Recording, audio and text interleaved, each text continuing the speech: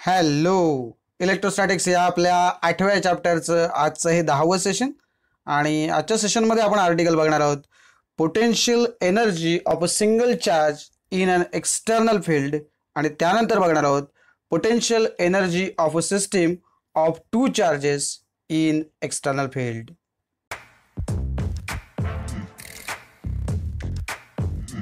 तर सुरुवातीला आपण बघणार आहोत अगदी छोटंसं एक आर्टिकल, जे तिसरं आर्टिकल आहे. आपण काल ए आणि बी अशी दोन आर्टिकल्स यातली पोटेन्शियल एनर्जीची बघितली होती. आजचं हे आर्टिकल आहे potential energy of a single charge in an external field. So या ठिकाणी आपण काय अज्युम करणार आहोत की एक्सटर्नल फील्ड जे आहे हे इतकं स्ट्रॉंग असणार आहे आणि कंपॅरेटिव्हली जो चार्ज आहे आपला, जो क्यू असणार आहे चार्ज, हा खूप कमी असणार आहे. त्याच्यामुळे डेफिनेटली या चार्ज क्यूमुळे जे एक्सटर्नल इलेक्ट्रिक फील्ड जे आहे ते काय अजिबात त्याच्यात फारसा फरक पडणार नाही, इतकं ते बऱ्यापैकी व्यवस्थित लार्ज आहे असं आपण कन्सिडर करतोय. आणि त्याचं जे करस्पॉन्डिंग एक्सटर्नल पोटेन्शियल आहे व्ही आहे ते पॉईंट टू पॉईंट बदलणार आहे. कारण डेफिनेटली आपण असं लिहितो आणि ते आपण लिहितो पोटेन्शियल व्ही आणि ब्रॅकेटमध्ये आपण आर लिहितो, माहिती आहे तुम्हाला. त्यामुळे फ्रॉम पॉईंट टू पॉईंट ते जे आहे ते बदलत राहणार आहे. Okay. So if V is the external potential, V म्हणजे आपण जसं लिहितो तसं आपण पुन्हा ब्रॅकेटमध्ये लिहिलं आहे बघा इथे. व्ही ब्रॅकेटमध्ये आपण आर बार असं म्हटलं की या आर वरती ते पोटेन्शियल जे आहे ते बदलणार आहे. कारण मला आत्ताच जे मी म्हटलं तसं पॉईंट टू पॉईंट काय होणार आहे, त्याची पोटेन्शियल आहे ते बदलत जाणार आहे. So it is depending on that point where we have to find out the voltage or that potential V. आणि या कंडिशनमध्ये काय म्हटलंय बघा पुढे, if V is the external potential at any point P having position vector r bar, so ज्याचा position vector हा r bar असेल, then by definition work done in bringing a unit positive charge from infinity to the point P is equal to V. So या ठिकाणी आपण काय म्हणतोय की जो पॉझिटिव्ह चार्ज असणार आहे तो इन्फिनिटीपासून त्या पॉईंट पी पर्यंत आणण्यासाठी जे काही वर्क असणार आहे ते आपण काय म्हणणार आहोत, व्ही आहे असं म्हणणार आहोत. सो टोटल वर्क डन किती होईल, त्यामुळे जर आपण कालच्याच सेशनमध्ये हे बघितले की work done in bringing a charge Q from infinity to that given point ते किती येईल. तर जर इथलं जे पोटेन्शियल आपण व्ही म्हणतोय तर त्या जर चार्ज क्यू असेल तर ते वर्क डन किती असणार आहे, तर Q into V depending on that R bar. Okay. So या पद्धतीने आपण हे असं लिहू शकतो डेफिनेटली. आणि आपण इथे कन्सिडर करतोय अ सिंगल चार्ज सिस्टीम डेफिनेटली. त्याच्यामुळे इथेच आपलं खरं तर आर्टिकल संपेल, कारण आपण कुठलाही दुसरा चार्ज इथे इंट्रोड्यूस केलेला नाही, कारण काय सिंगल चार्ज सिस्टीम आहे. So this work is actually stored in the form of potential energy. Okay. So ते लिहून टाकूया.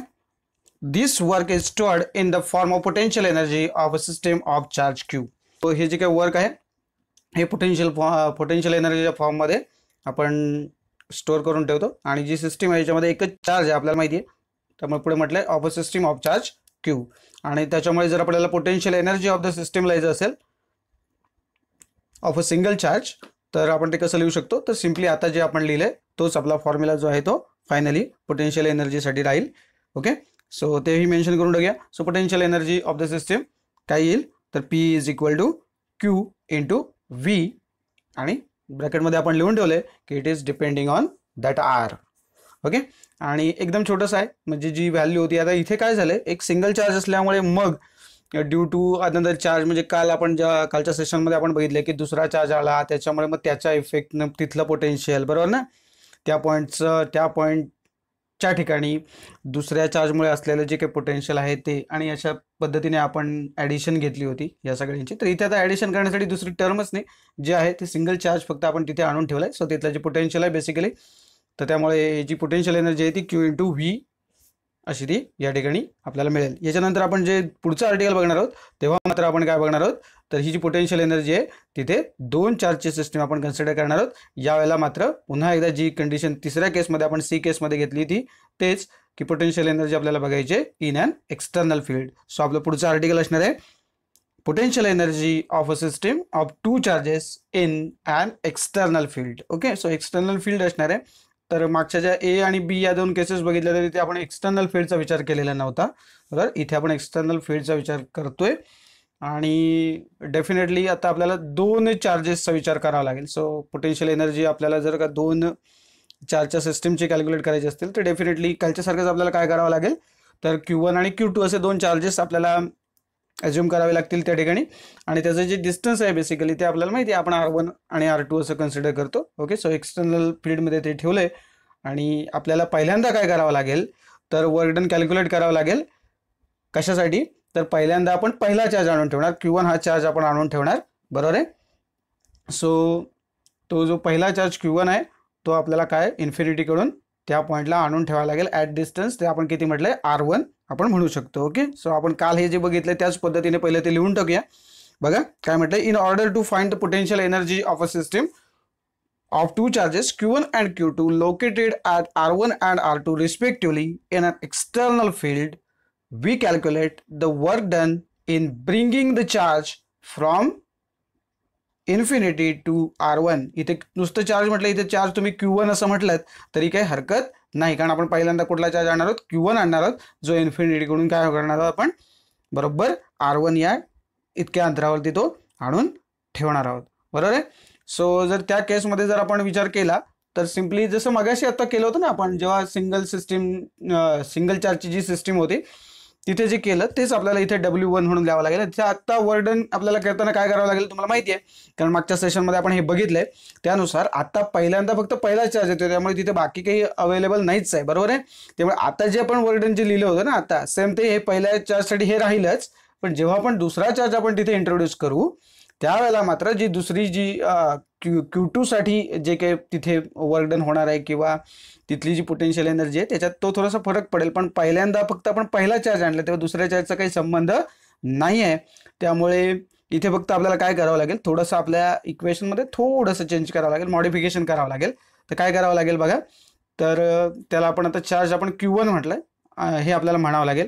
मगाशी जेव्हा आपण ते डेरिव्हेशन म्हणजे ते इक्वेशनच बघितलं सिम्पली, त्याच्यामध्ये आपण त्याला काही Q1 वगैरे काय म्हटलं नव्हतं, कारण Q2च नाही म्हटल्यावर त्या चार्जला आपण Q1 म्हणण्यात काय पॉईंट आहे. जेव्हा दोन असतात तेव्हा 1 आणि 2 म्हणतो.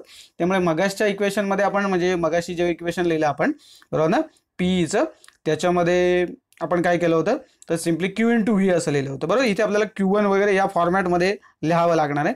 सो ते कसं फक्त लिहिता येईल आपल्याला, तर बघा we know that the work done to bring the charge Q1 at R bar in an external field.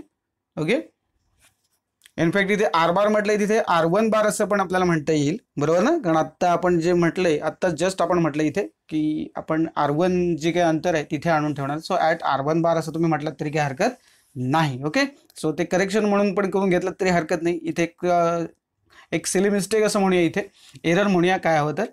Okay, so ते करून घ्या, तिथे R1 बार असं करून घ्या. कुठे आलं लक्षात, इथे मी म्हणतोय R1 बार असं करून घ्या. त्यामुळे मग W1 इज इक्वल टू आपण कसं लिहू शकतो, कारण आपल्याला इथे दोनदा वर्डनची ॲडिशन करायची म्हणून याला W1 म्हटलंय. सो आणि वर्डन एक लक्षात घ्या, work done is stored in the form of energy, त्यामुळे मग ती एनर्जी आणि वर्डन हे सेमच आहे, लक्षात घ्या. इक्वेशन आपण कालच्या सेशनमध्ये पण हे बघितलंय. ओके, सो इथे आपण कसं लिहिलंय W1 is equal to Q1 × V आणि त्याचा जी डिपेंडन्सी आहे ती काय आहे R1 बारवरती आहे. ओके, सो या परिस्थितीमध्ये काय होईल बघा, आत्ता आपल्याला काय करावं लागेल, तर जो दुसरा चार्ज आपण म्हणतो तो Q2 तो काय करावा लागेल, तो R2 या पोझिशनला आपल्याला आणावा लागेल. मग यावेळेला काय होईल मात्र बघा, तर जे वर्कडन आहे ते आपल्याला तर त्या एक्सटर्नल फील्डमुळे तर असणारच आहे का, त्याच्या अगेन्स्ट करावंच लागेल. पण जो मगाशी म्हटलं तसं जो Q1 तिथे ऑलरेडी आहे, सो त्याच्या अगेन्स्ट सुद्धा आपल्याला काहीतरी काम करावं लागेल. सो तेही मेन्शन करून टाकूया. आपल्याला कालच्या सेशनमध्ये हे सगळं कळल्यामुळे कदाचित आत्ता आपली विजन इथे क्लिअर आहे. So to bring the charge Q2 to R2, बरोबर म्हटलं मी, टू डबल झाल्यामुळे मला वाटलं की चुकलं.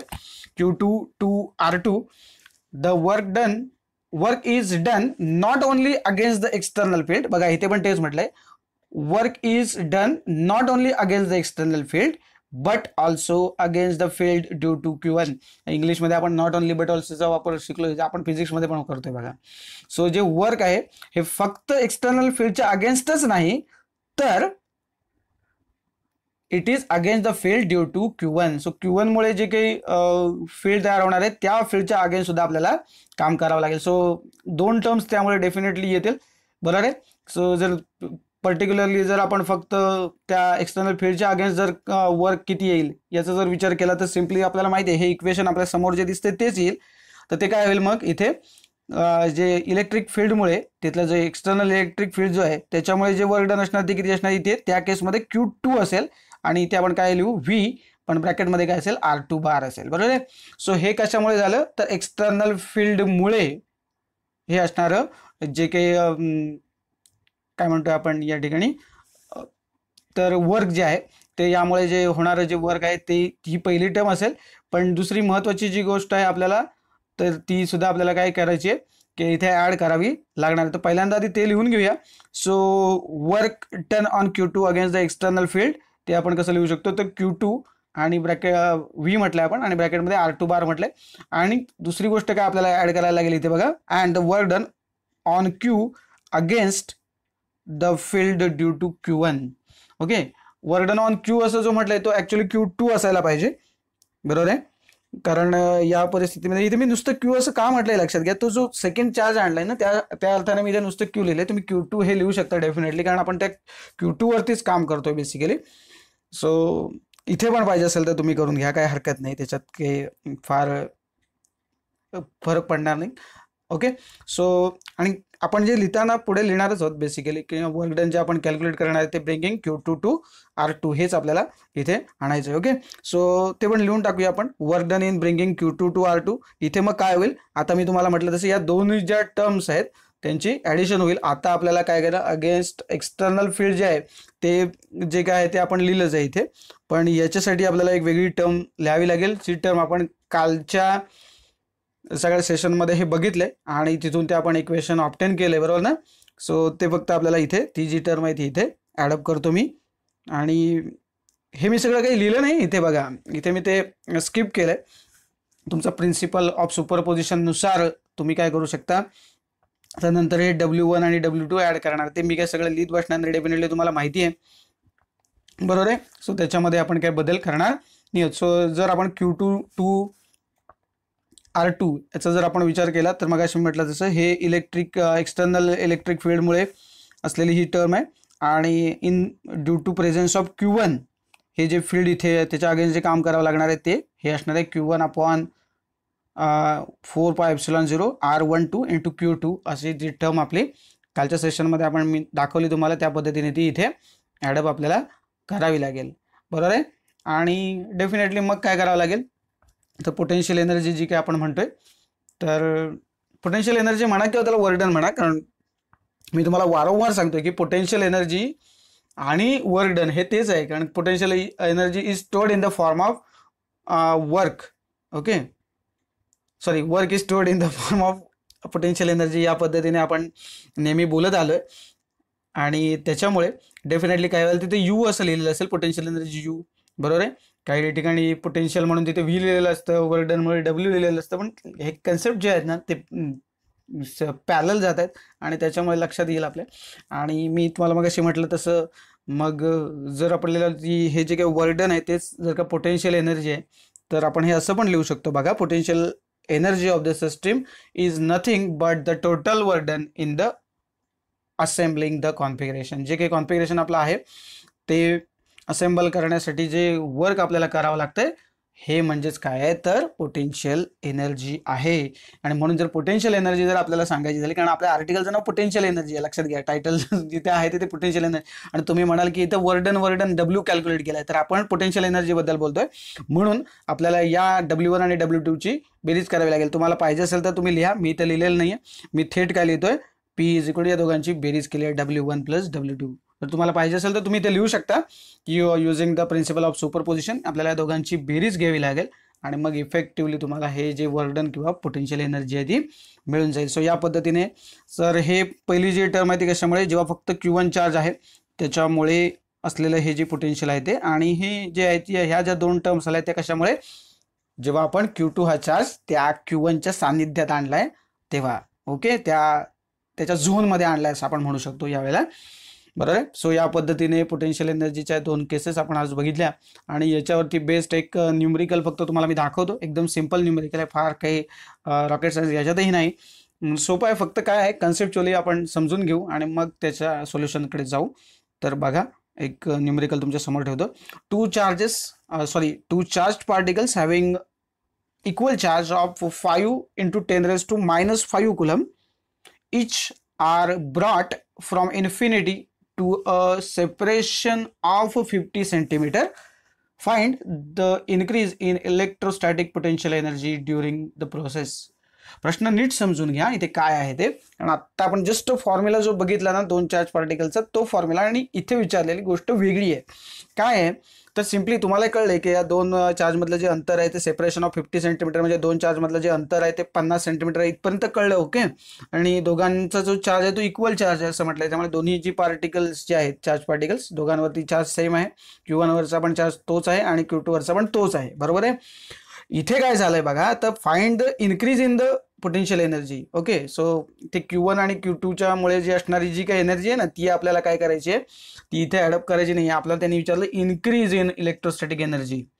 Okay, electrostatic potential energy. तर त्या केसमध्ये आपल्याला आता जे इक्वेशन आपण बघितलं, बरोबर ना, याच्यामध्ये आपण पहिल्या ज्या 2 टर्म्स घेतल्या ना, ते काही घेण्याची गरज नाही. की जी सध्याची जी पोटेन्शियल एनर्जी आहे ना, ती पोटेन्शियल एनर्जी म्हणजेच आपली काय असणार आहे, तर increase in electrostatic potential energy असणार आहे. ओके, सो फॉर्म्युला जो आहे तो मी तुमच्या समोर आणतोच. त्याच्या आधी गिव्हन जे आहे आपल्याकडे आहे मटेरियल, जो आपला डेटा आहे तो पहिला नोट डाऊन करून घेऊया गिव्हनच्या फॉर्मॅटमध्ये.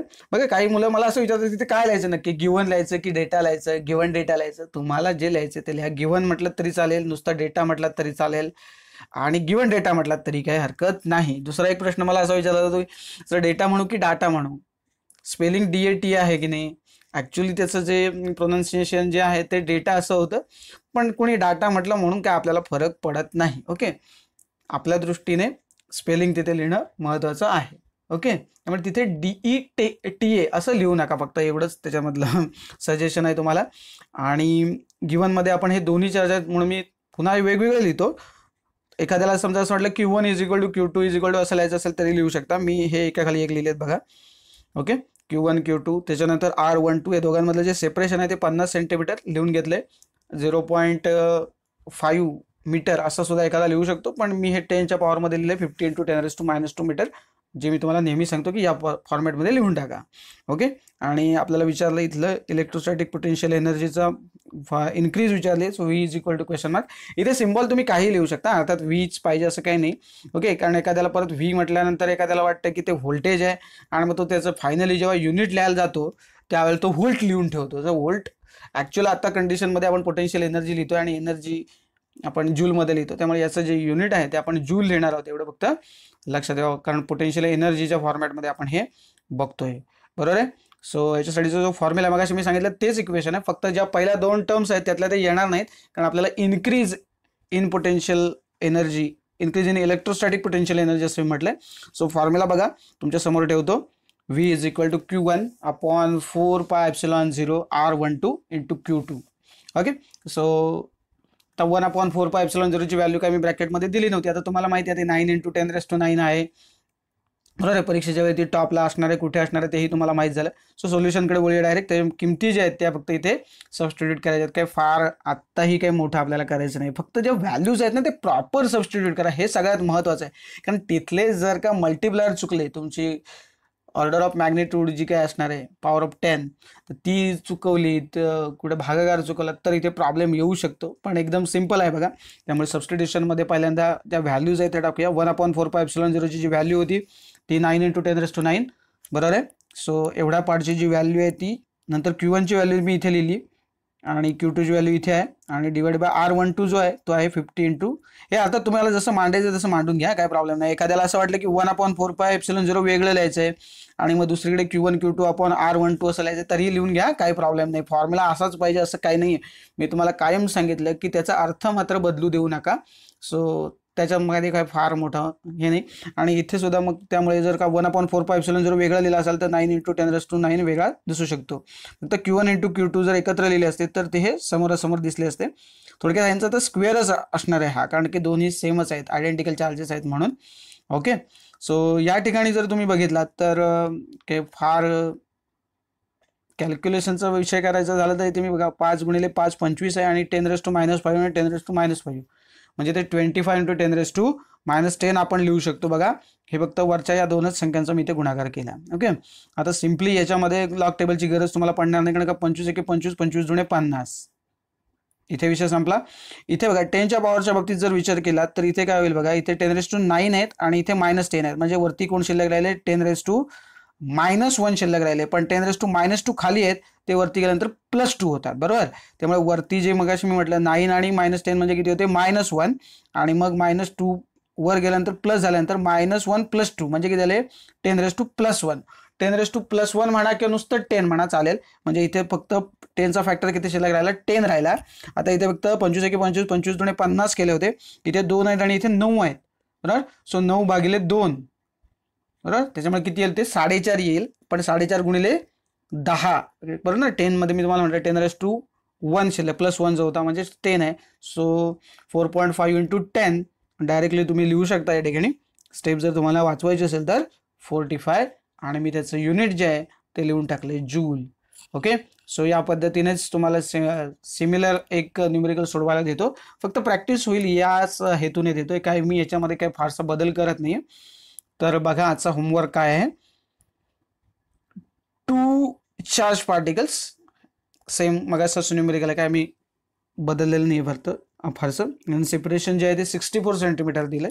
ओके, सो तुम्हाला कॅल्क्युलेशन सोपं जावं, डेफिनेटली तुम्हाला माहिती आहे, कारण का दोघांचे जे चार्ज आहेत ओके ते 4 × 10⁻⁵ बरोबर आहे ना, ते 4×16 होऊन जाईल. सो कॅल्क्युलेशन करा. परीक्षेच्या वेळेला असंच असेल असं नाही, मी फक्त सिमिलर पॅटर्न आहे म्हणून तसंच ठेवलं. समजा 2 चार्ज जे आहेत तर ते वेगवेगळे चार्जेस पण ते तिथे देऊ शकतात, Q1 आणि Q2 ते सेमच असायला हवेत असं काही नाही या ठिकाणी. आणि त्याच्यामुळे एकदम सिम्पली आत्ता इथे तुम्ही दोन्हीकडे Q1 आणि Q2चे 2 अंक वेगवेगळे सेमच आकडे घेणार आहात, तर कदाचित असं होईल एखाद्या न्यूमेरिकलमध्ये काय होईल की दोन्ही जे अंक आहेत ते वेगवेगळे आहेत, तर असू शकतात, काही प्रॉब्लेम येणार नाही. तर अशा प्रकारे जर न्यूमेरिकल आलं तरी तुम्हाला ते सोडवता आलं पाहिजे. आणि आत्ताचं जे न्यूमेरिकल आहे ते व्यवस्थित जशा स्टेप्स आत्ता आपण केल्या आहेत तशाच सोडवा आणि याचं उत्तर फाइंड आउट करा.